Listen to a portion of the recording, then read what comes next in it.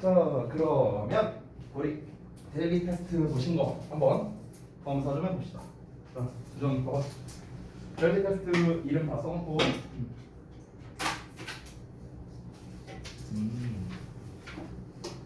어디로?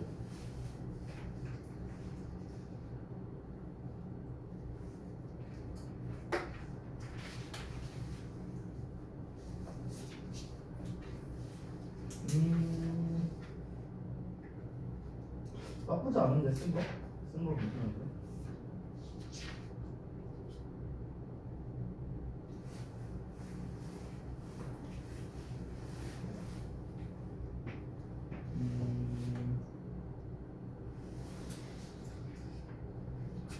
어찌 보면 내용이 바뀌기는 했는데 뭐 어차피 열거 방식이라 상관없는 것 같아요. 잘했어요. 이 정도면 괜찮아요. 자, 그럼 여기 아이 뭐야 이거? 뭐야 채점 하나만 거야?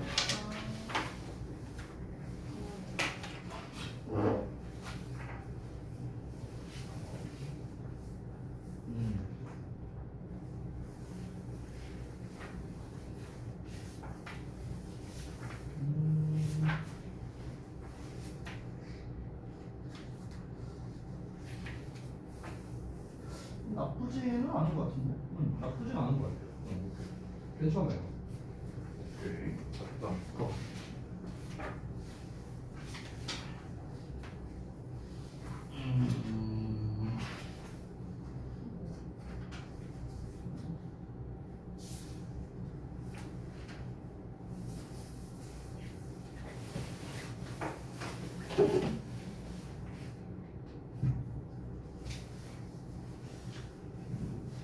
가져다주는 의미를 모르기 때문에 야생이 필요하다? 잘 모르겠는데 이거는.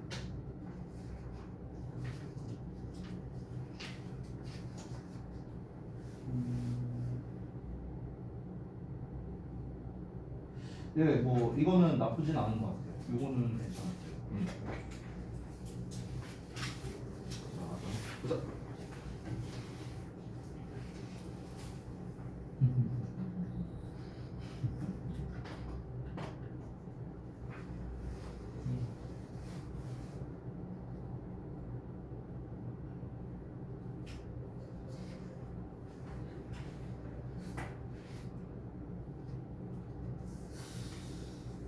앞 내용은 사실 괜찮은데 뒷내용이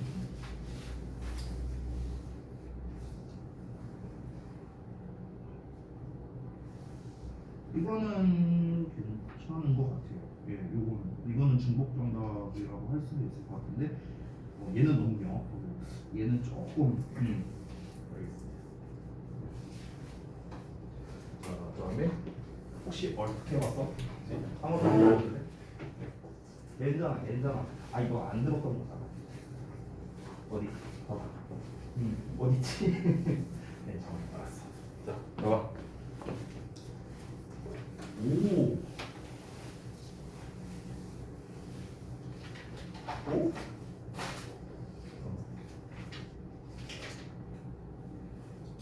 That is close to us라고 쓴 거지?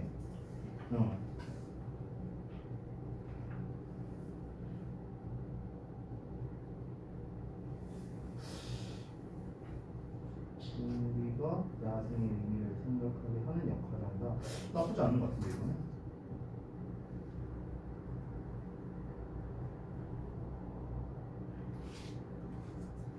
잠깐만요.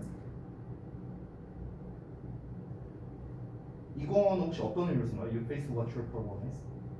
너가? 그럼 여기는 what your problem is? 너의 문제인 것 아니면 너의 문제가 무엇인지 이렇게 되는 거예요? 아, 너의 문제가 무엇인지? 근데 말이 좀 이상하지 않아요? 그러면은 너의 문제가 무엇인지에 직면한다? 무엇인지를 증명.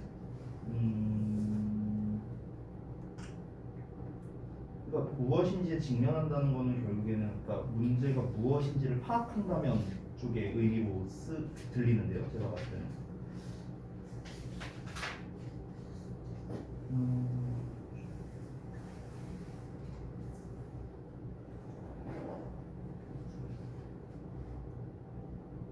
그러면 여기에서 figure out에 대한 목적어 이런 개념으로 쓴 거지 지금 부문적으로는. 오케이, 알겠습니다. 네, 요거는 나쁘지 않은 것 같아요. 근데 요 부분은 좀 어색한 것 같아요. 표현 자체가 좀 어색한 것 같고 여기는 괜찮았어요. 여기는 오케이. 여기는 괜찮고 오케이.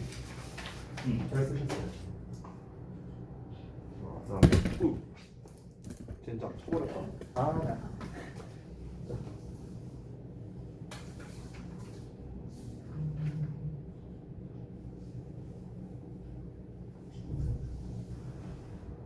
뭔가 핵심적인 표현은 그래도 다 들어갔거든. 근데 구성을 이제 어떻게 조합을 할지가 좀 어려웠던 것 같아요. 지금 보니까. 이건 상관없어요. 이건 괜찮고.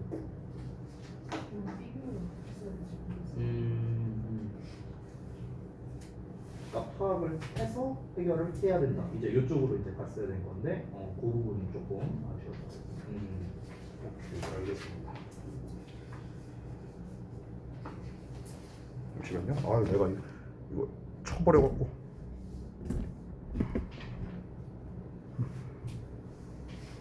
자, 그러면은 얼른 보겠습니다. 시간이 또 많이 지났으니까 같이 한번 볼게요. 사실은 그 이제 데일리 테스트는 원래는 이제 수업을 하신 분이 제작을 하는 게 맞는데 제가 이제 친히 좀 부탁을 했습니다. 안 된다. 우리 고2 MR반만큼은 내가 데일리 만들어야 된다 해갖고 제가 친히 만들었습니다, 여러분. 섭섭하지 않도록요. 지난 시간에 원장님이 수업을 하셨어도 변형 문제는 제가 만들었습니다. 잘했지? 자, 보겠습니다. 일단은 이제 어떤 내용이었는가, 이제 저랑 이제 수업했던 이제 내용은 아니기 때문에 여러분도 사실은 지지난주에 이제 들었던 내용이잖아요. 그래서 좀 기억이 가물가물할 수 있어서 간략하게만 좀 내용을 좀 이제 좀 정리를 해보자면 이게 통계적 유의미성에 대한 내용이었어요. 근데 이 내용 자체가 이 통계적 유의미성이라는 그 개념 자체가 사실 되게 중요했거든요. 간략하게 좀 말씀을 드리자면, 그러니까 통계라는 게 의미가 있다라고 이제 표현을 하는데 meaningful이라고 이제 표현이 나와 있거든요. 본문에 보시면. 근데 이 meaningful이라는 의미를 사람들이 잘못 받아들이는 경향이 있다라는 겁니다. 약간 이제 배경식적으로 좀 설명을 드리면, 우리가 의미가 있는이라는 말 자체가 어떤 우리가 납득할 만한 결과가 나올 수 있는 뭐 이런 식으로 이제 사실은 받아들여야 되는데, 우리가 사실 의미가 있는이라는 거는 그냥 significant으로 알아듣는 경우도 많다는 거죠. 그냥 중요한 의미로 받아들이는 경우도 있다는 거죠. 그러니까 어떤 연구 결과가 나왔을 때 얘는 되게 굉장히 의미 있는 결과다 이런 식으로 말을 해버리면 사람들은 뭔가 중요한 결과다라는 식으로 이제 받아들인다는, 이제 그런 거에 있어서 이 meaningful이라는 단어 자체가 적합하지 않다라는 식으로 이제 언급한 이제 그런 설명문이 되겠습니다. 자, 그걸 기반으로 이제 요약문이 나온 건데, 요 요약문의 스타일은 전에도 한번 말씀드렸지만 저동고 스타일에 좀 가까운 그런 이제 요약문이 되겠습니다. 주어진 단어에서 이제 골라서 쓰는 유형이 되는 거고요. 여기에서 이제 대체적으로는 유의어 반의어 관계로서 이제 나와 있으니까 참고하시면 되겠습니다. 자, 그러면은 바로 한번 내용으로 가보죠. 유의미성이라는 거는요, 중요한을 의미할 수도 있지만 또는 뭘 의미할 수도 있어? with noticeable results, 뭔가 눈에 띌 만큼의 결과를 가져다 주는, 그러니까 이런 의미를 가질 수도 있다라는 겁니다.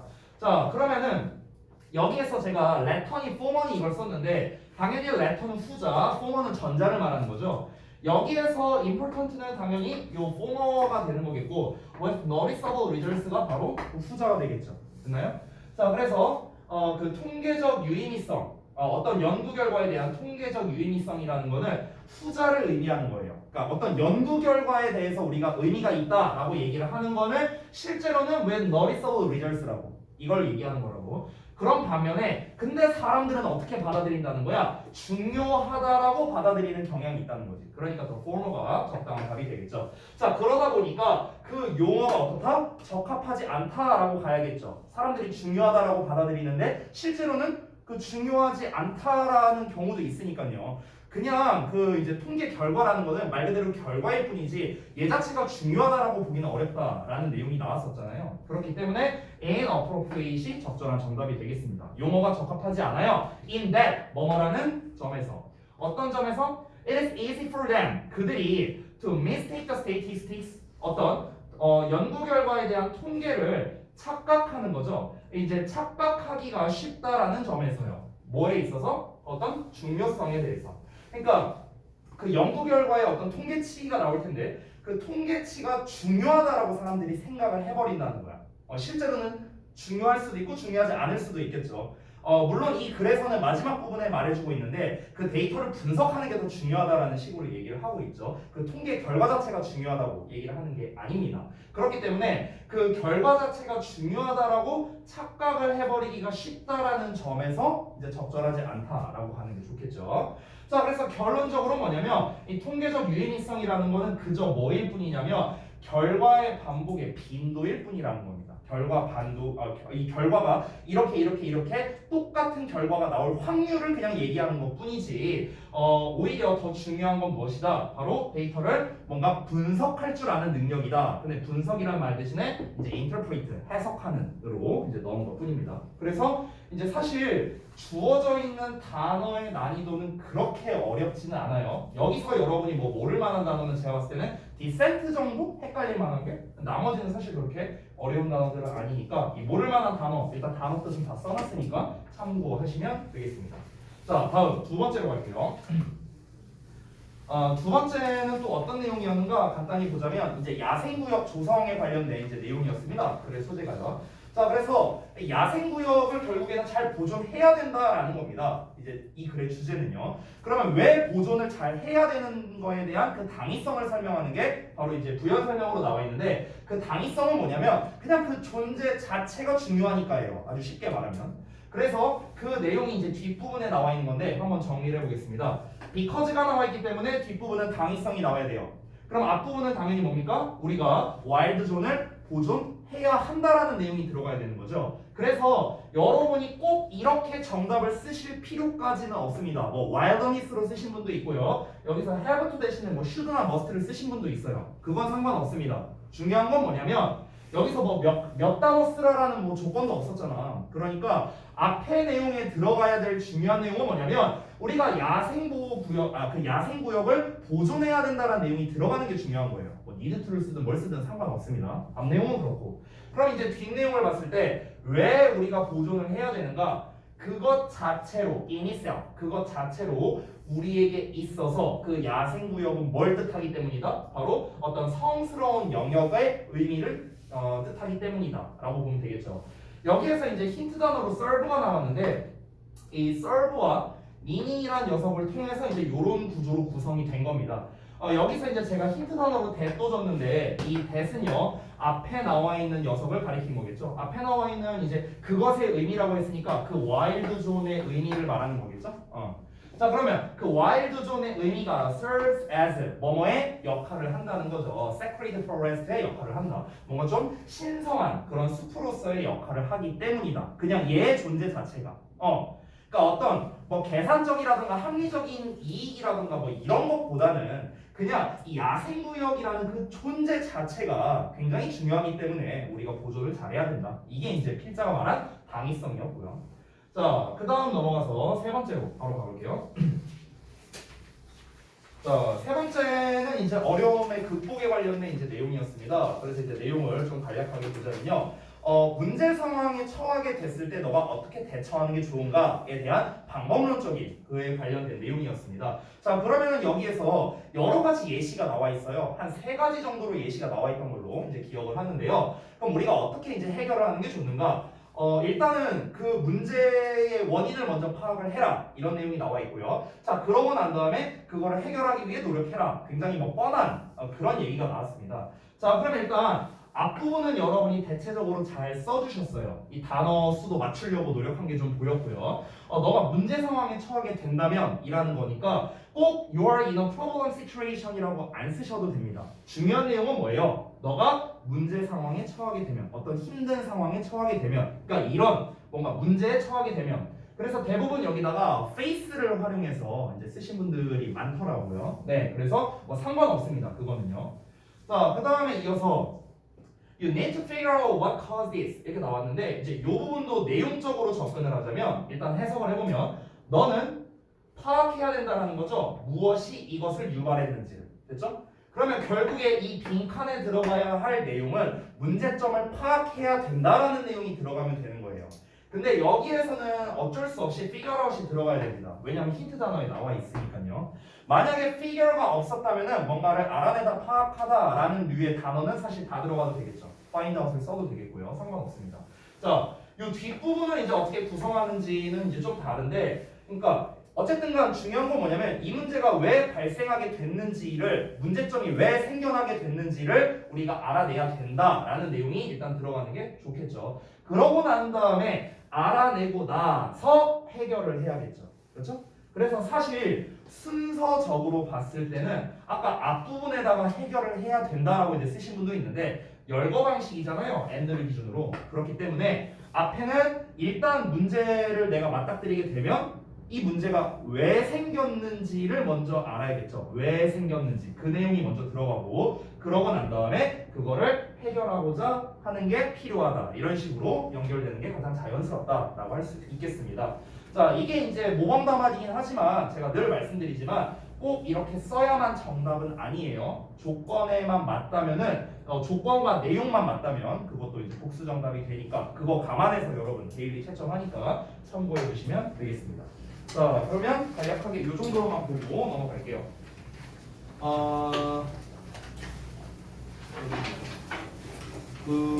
지난번에 어디까지 했어요 혹시? 4강 다 했나? 어디까지 혹시 하셨나요? 네, 진도를 어디까지 나갔는지 몰라요. 좀 알려주세요. 1번 나갔어요. 아, 게이트웨이를 했구나? 네. 오케이, 알겠습니다. 그러면 5강 1번부터 가면 되겠네요. 오케이. 5강 1번부터 보겠습니다. 주제 문제라서요. 사실 제가 추가적으로 뭘 더 설명드릴 거는 없을 것 같아요. 이미 대입학류 문제 풀이법에 대해서는 제가 사실 지겹게 뭐 설명을 했잖아요. 근데 또 오랜만에 하는 거니까 다시 한번 설명을 드리겠습니다. 일단은 책의 29쪽에 나와 있는 서빙 스트래티지스를 한번 그래도 예의상 한번 봅시다. 뭐라 나왔는가? 스텝 1을 보면 그래서 반복적으로 제시된 핵심 개념을 파악한다 라고 나와 있어요. 이거는 좀 중요한 겁니다. 왜냐면요 이 스텝 1이 가리키는 건 결국 제가 매 수업 시간마다 얘기한 소재가 무엇인지를 파악해라 라는 말이랑 똑같은 거예요. 그 다음에 스텝 2 핵심 개념 또는 핵심 개념들의 관계에 대해 필자가 제시하는 견해를 찾는다. 이거는 저는 약간 의견이 좀 다릅니다. 그러니까 필자가 제시하는 견해는요 주제가 아니라 요지에 가까워요 사실은요. 그래서 이거는 전 좀 생각이 다른데요. 스텝 3를 한번 볼게요. 핵심 개념과 필자의 견해를 종합하여 글의 주제를 추론해낸다. 자, 핵심 개념과 필자의 견해를 합치면 다시 한번 말하지만 이건 요지예요. 요지. 주제랑은 좀 다릅니다. 자, 그래서 우리 대입학류에 대해서 복습 좀 해보자. 복습. 잠깐만 킬게요. 한번 뭐 설명한 적 있었던 것 같기도 한데 복습 좀 해볼게요. 우리가 이제 글에는 소재라는 게 있고요. 그 다음에 주제를 찾으라는 문제, 요지를 찾으라는 문제, 주장을 찾으라는 문제, 제목을 찾으라는 문제 이런 것들이 있죠. 이런 걸 우리가 묶어서 대입학이라고 하죠. 대입학. 소재는 뺄게요. 이렇게. 제가 이제 뭐 늘상 말씀드렸던 건데요. 아마 첫 시간에도 제가 말씀드렸던 것 같아요. 초반에. 소재라는 거는 이제 글을 쓰기 위한 이제 재료라고 얘기를 했습니다. 이 소재가 없는 글은 있을 수가 없어요. 우리가 뭐에 대해서 얘기를 하려고 하는지 반드시 나올 수밖에 없으니까 모든 글에는 소재가 존재할 수밖에 없습니다. 제가 늘 말씀드리는 건 이 소재라는 거는 주로 어디에서 등장한다? 글의 초반부에 등장할 수밖에 없습니다. 웬만하면요. 첫 두 문장에. 첫 두 문장에 웬만하면 우리가 해석을 제대로 해보면 이 글 쓰니까 이거에 대해서 말하고 싶은 거구나라는 거를 웬만하면 파악할 수 있어요. 당연히 아닌 경우도 종종 나옵니다. 그 아닌 경우는 이제 어떤 경우냐면요. 예를 들면 이런 거예요. 예를 들어서 예시로 시작을 하는 글이 있어요. 이렇다고 한번 가정해보자. 이러면서 이제 시작하는 글이 있잖아. 그렇지? 그럼 예시 실컷 얘기하고 마지막에 결론을 말하는 문장이 있습니다. 그러면은 글의 소재는 사실 예시 부분이 아니라 결론 부분이 되는 거예요. 좀 더 구체적으로 말씀드리면 예를 들어 예시 부분에서 만약에 뭐 예를 들어서 너가 뭐 지금 축구를 뭐 관람하고 있다고 한번 가정해보자 뭐 이런 식으로 얘기가 나왔어. 근데 그 축구에서 막 팬들이 막 서로 이제 뭐 라이벌 관계의 팀들이 뭐 축구를 하고 있는데 뭐 이 축구 팬들이 뭐 서로 이제 굉장히 많이 뭐 싸우고 있다. 그런 게 이제 뭐 TV 모습에 잡힌다. 그래서 이런 뭐 이 축구 팬들이 보면서도 뭐 불편해한다. 뭐 대충 이런 내용이 나온다고 쳐봐. 그러면은 이거는 구체적인 얘기잖아요. 축구 그리고 어떤 그 팬들이 뭔가 이 서로 이제 뭐 분쟁이 있다라는 어떤 굉장히 구체적인 사례를 든 거죠. 그러면 결론 부분에서는 어떤 내용이 나와야 되냐면 스포츠라는 식으로 일단 범위가 넓어져야겠죠? 축구보다.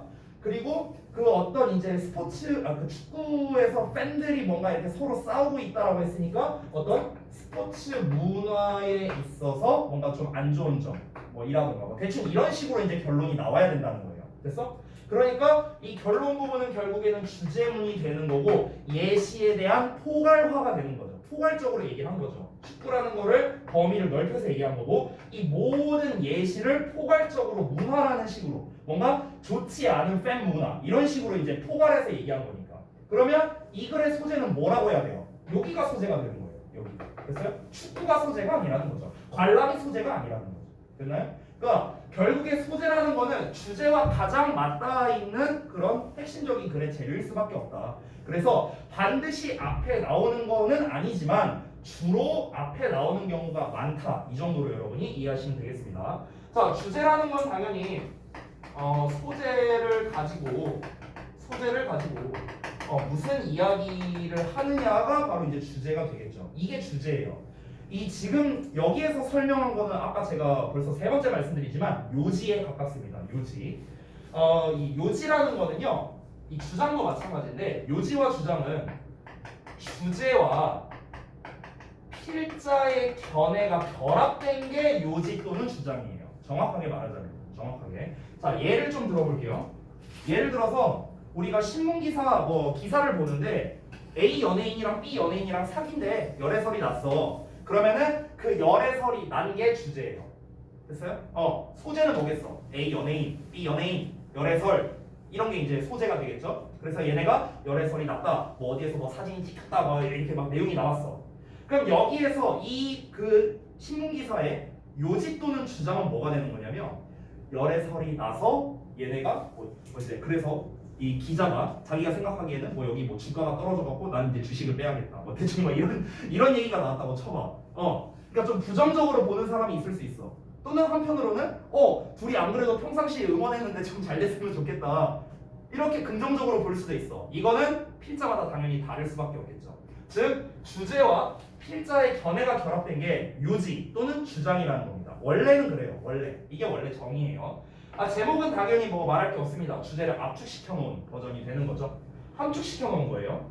그러면 이제 요지와 주장의 차이점 이거는 사실 지난번 4강을 할 때 제가 뭐 간략하게 말씀을 드린 적이 있는 것 같은데 다시 한번 말씀을 드리면 요지와 주장의 가장 결정적인 차이점은 뭐냐면 주장은 직접적인데 요지는 간접적이라는 게 차이점이에요. 이렇게만 말하면 좀 애매하죠. 무슨 말이냐? 주장은 글에 직접 드러납니다. 그러니까 필자가 얘기를 해요. 대놓고 좀 이렇게 하자. 이렇게 하는 게 낫지 않겠냐? 이렇게 했으면 좋겠는데 약간 이런 거 이렇게 직접 드러난다는 거야. 근데 요지는 잘 안 드러납니다. 예를 들어볼게요. 백설공주 이야기가 있어요. 백설공주 이야기의 요지가 뭔지 알아요? 백설공주 이야기의 요지. 백설공주 이야기의 요지는요. 권선징악이에요. 권선징악. 착한 놈 잘 되고 나쁜 놈이 엿된다. 이게 요지예요. 이 이야기를 통해서 필자가 전달하고 싶은 게 뭔데요? 권선징악이잖아. 됐어? 그럼 백설공주 이야기의 주장은 뭘까? 주장은 없어요. 왜? 백설공주 이야기에서 갑자기 필자가 개입해갖고 백설공주가 사과를 먹으려고 한다. 안돼 사과 처먹지마 너 먹으면 너 엿돼. 막 이런 내용 있는 거 아니잖아. 그렇지? 그러니까 그런 우화나 동화에서는 필자의 주장이 나올 수가 없죠. 됐어요? 이게 차이점입니다. 이게 차이점. 됐죠? 자 그러면 일단 대입학 전체적인 이 개념은 설명드렸는데 그럼 다시 한번 제가 이제 얘기를 하지만 강조를 하지만 이 글의 주제라는 거는 사실 위치가 고정되어 있지 않아요. 제가 이 설명한 적 있을 겁니다. 여기 좀 지울게요. 여기 지울게. 이 설명한 적 있을 거예요. 쌤은 글을 총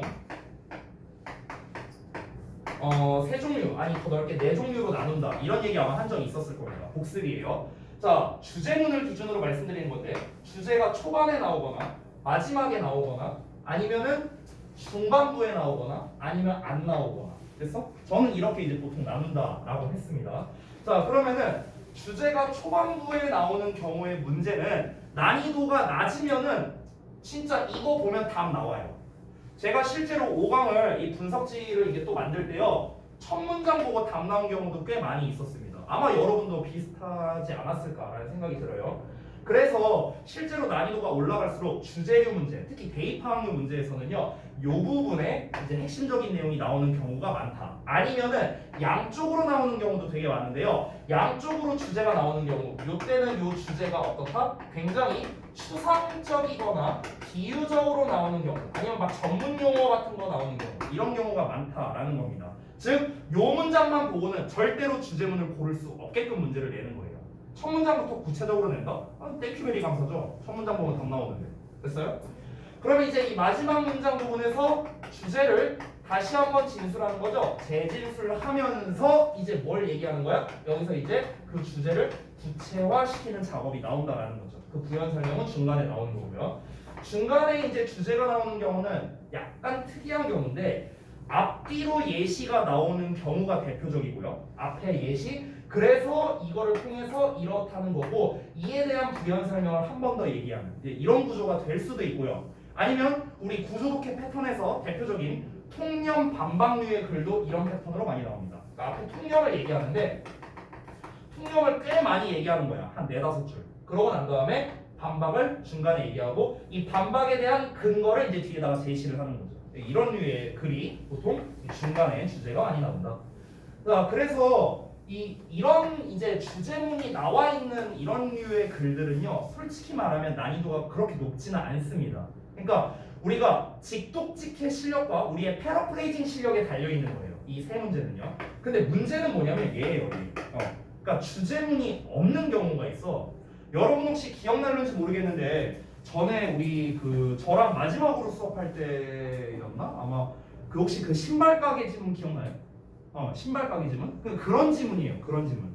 그 신발 가게 지문 같은 경우는 뭔가 명확한 주제문이 없죠. 왜냐면 개인의 어떤 일화를 다룬 글이니까. 근데 실제로 그 글에서 말하고자 하는 건 뭐였습니까? 무료 서비스의 함정에 대한 거를 얘기하고 싶은 거였죠. 근데 그게 직접적으로 글에 드러나진 않았었습니다. 오히려 신경류 문제와 비슷한 식으로 이제 개인의 어떤 의견만 나왔고 뭐 내가 운이 좋았다 막 이런 식으로 이제 문제만 나왔었죠. 그러니까 그런 것처럼 뭔가 우리가 이 명확한 주제문이 없는 이런 류의 문제가 사실은 대입학에서 가장 난이도가 높다라고 볼 수 있는 거예요. 그러면은 그때는 우리가 어떻게 해결해야 되는가? 얘는 이제 일반적으로는 어떤 식으로 글이 나오냐면요.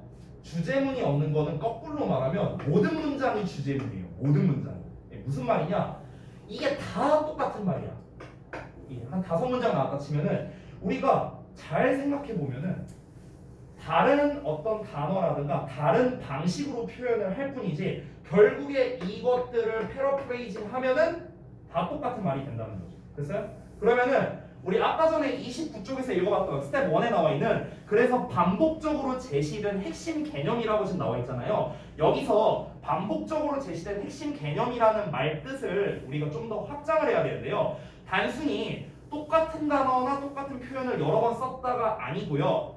그리고 뭐 똑같은 단어를 유의어를 썼다도 아니에요. 그거는 난이도가 낮은 거고 난이도를 좀 더 높게 본다면 아예 단어도 다르고 표현하는 방식도 달라요. 하지만 이 첫 번째 문장을 패러프레이징하고 얘를 패러프레이징한다? 그럼 결국엔 똑같은 말이 되는 거야.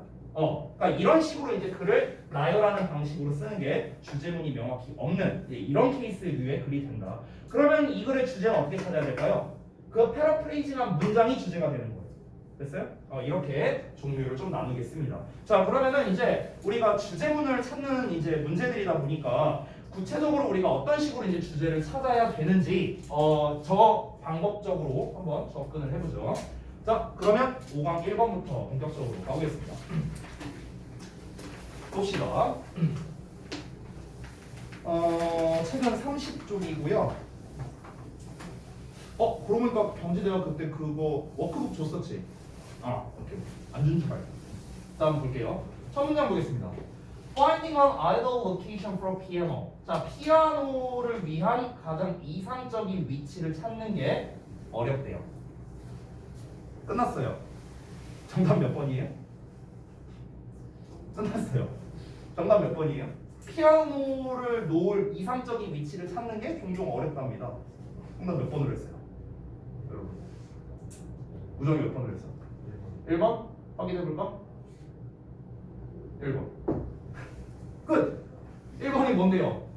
피아노를 놓을 최고의 위치를 찾는 것에 팁이라고 했습니다. 팁. 이 팁은 알 수 없죠, 아직은요. 근데 여기서 핵심적인 말은 다 나왔습니다. 뭐예요? 여기야, 여기. 여기가 주요 소재예요. 피아노를 어딘가에다 두기가 어렵다는 거야.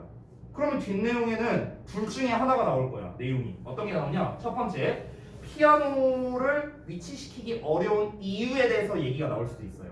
아니면은 피아노를 위치시키기 어려우니까 이렇게 둬라라고 알려주는 식으로 나올 수도 있습니다. 그러니까 이제 뒷내용만 확인하면 끝나는 거예요. 지금 한 70%는 끝났습니다. 피아노를 위치시키기, 이게 제일 핵심인 거죠. 그럼 이제 뒤에 뭐가 나오는지 한번 보겠습니다. 뒤를 보시면 이게 order of importance. 자, 중요도의 순서에 맞춰서 그 위치는 should help preserve the instrument. 그 악기, 즉 피아노를 보존하는 데 도움이 돼야 되고요. 그리고 음향적으로 만족스러워야 되고요. 그리고 미적으로 만족감을 줘야 된답니다. 그러면은 지금 이 얘기는 뭘 말하는 거예요? 피아노를 제대로 설치하는 게 어렵다라고 했잖아, 지금. 그러면 그 피아노 설치가 왜 어려운지에 대한 이유라고 생각하면 돼요. 됐죠? 왜 어려운데? 그 악기를 보존하는 데 도움도 돼야 돼. 음향적으로도, 그러니까 막 피아노 소리도 막 잘 나야 돼. 그리고 간지도 나야 되니까. 됐어? 이러니까 피아노를 제대로 설치하는 게 어렵다. 이유가 되는 거죠. 이유이면서 동시에 주제문이라고 보셔도 무방합니다. 됐죠? 자, 그럼 아직까지는 이유가 나왔어. 이유가 만약 계속해서 나온다면은 그러면 이 글의 주제는 뭐가 되는 거야? 피아노를 제대로 설치하기 어려운 이유. 됐어? 이게 주제가 되는 거야. 자, 이어서 볼게요. ideally, 이상적으로 피아노는 놓아져야 된답니다. 자, 여기까지는 이유를 말했어요. 왜 피아노를 설치하는 게 어려운데? 이유를 말했어. 근데 이번에는 이유를 설명한 게 아니야. 자, 어려우니까 어떻게 해야 돼? 피아노는 여기다가 설치해야 돼 라고 지금 말해주고 있는 거잖아. 그렇지? 그러면 이거는 뭘 알려주는 거야? 피아노 설치하기 어렵지? 너가 정보 얻기 어렵지? 내가 알려줄게. 이렇게 가는 거라고.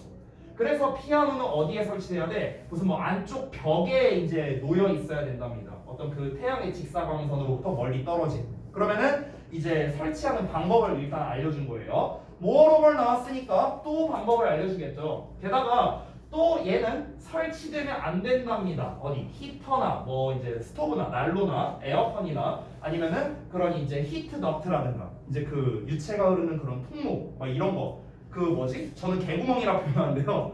이렇게 이런 교실 같은 교실은 없는데 건물에 보면 이렇게 천장에 이렇게 이런 식으로 달려 있는 거잖아. 이런 거. 누가 봐도 그 덕트죠? 넘어갈게요. 자, 아무튼 이런 겁니다. 이런 거. 공기가 다니는 통로 말하는 거예요. 어쨌든 그러니까 그런 거 근처에는 두면 안 된다는 거예요. 중요한 거는 이 뒷내용이 아니야. 어쨌든 여기다 설치하면 안 된다 얘기하고 있는 거야. 여기서도 똑같습니다. should be avoided야. 앞에 내용은 안 중요해요. 중요한 건 뭐야? 여기는 피해져야 된대요. 설치하지 말라는 거잖아. 여기다가. 여기서는 여기다가 설치하래. 여기다가는 설치하지 마. 여기다가는 설치하지 마. 계속 설치해, 설치하지 마. 이것만 말하고 있어. 방법만 알려주고 있는 거야. 계속해서. 또 그 악기는요. They're placed directly beneath were pipes or emergency sprinkler systems. 여기까지. 요 덩어리 잠깐만요. 쏘리. 맞나? 맞구나. 미안. 요 덩어리가 앞에 있는 인스트루먼트를 수식하죠. should be protected. 동사 나왔습니다.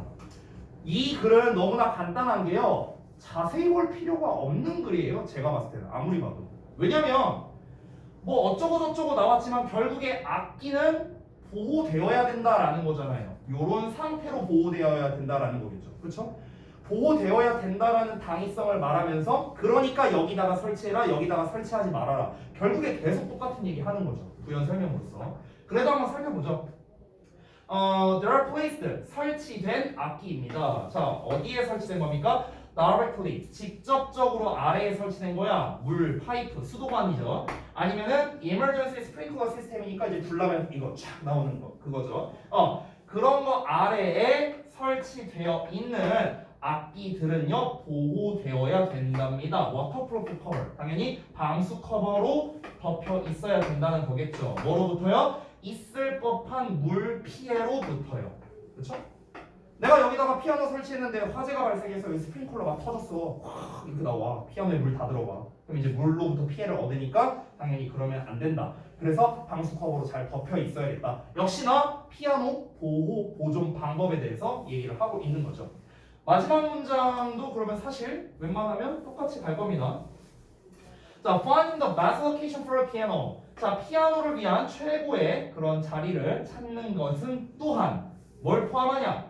음향의 어떤 고려 사항을 포함한답니다. 아까 앞에 나왔었죠? 그러니까 뭔가 이 피아노가 앞에서까지 나온 내용은 좀 뭔가 어떤 이제 그런 이 피아노에 피해가 갈 수 있기 때문에 이걸 피해야 된다 또는 여기다 설치해야 된다 그러니까 이런 식으로 얘기를 한 거잖아. 근데 이번에는 그거랑은 별개로 또 음향적으로도 또 그런 걸 또 이제 고려를 해야 된대요. 그래서 보통은 이제 부연 설명 나오는데 보통 피아노는요 소리가 가장 좋답니다. 어디에서? 방에서요. 뭐가 없는 방이냐? thick wall-to-wall carpeting이라고 나와 있어요. 그러니까 바닥 전체를 덮는 그런 두꺼운 카페팅이라던가 아니면 두껍고 소리를 흡수하는 그런 커튼이라든가 벨벳 커튼 같은 거 말하나 봐요. 그러니까 그런 게 없는 방에서 이제 소리가 가장 잘 나겠죠. 소리가 잘 울려야 되는데 이 소리를 흡수하는 역할을 하는 애들이 있으면 소리가 잘 안 난다. 이걸 얘기하는 거겠죠. 그럼 결국에 마지막 문장도 무엇입니까? 뭐 다른 고려 사항이긴 하지만 어쨌든 여기다가 피아노 설치하는 게 좋다잖아요. 그렇죠?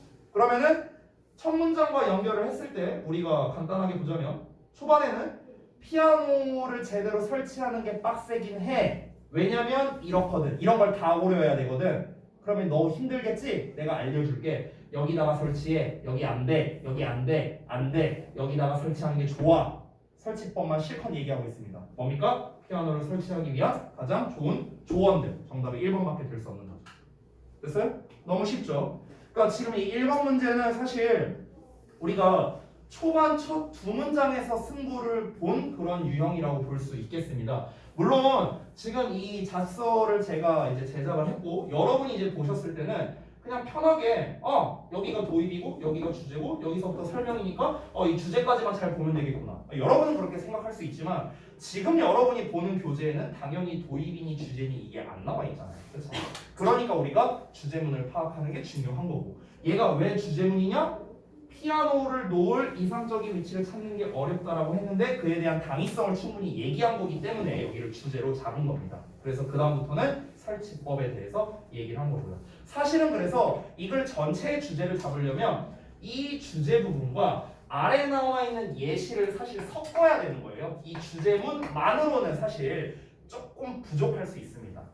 이 1번에 나와 있는 요 팁 있잖아, 팁스. 요 한 단어가 부족할 수 있어요. 우리가 주제문만 본다면. 그래서 사실 다 보기는 봐야 되지만 여러분이 봤을 때 여기서부터는 다 설치해라 설치하지 말아라라는 설치법에 대한 거니까 너네가 빨리 읽어도 된다라는 거예요.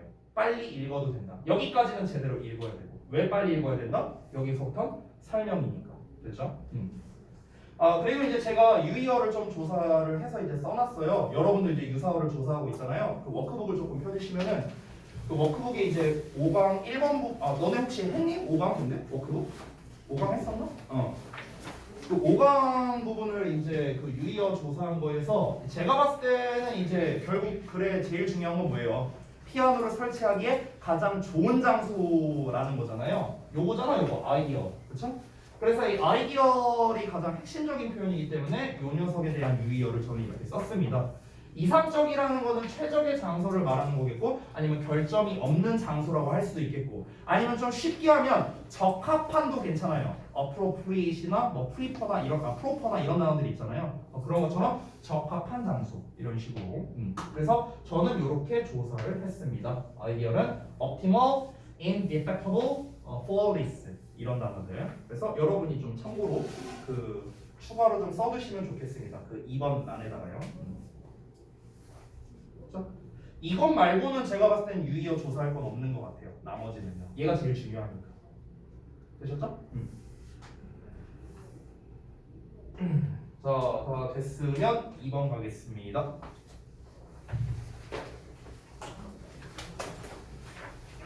요양문도 봐야지 참.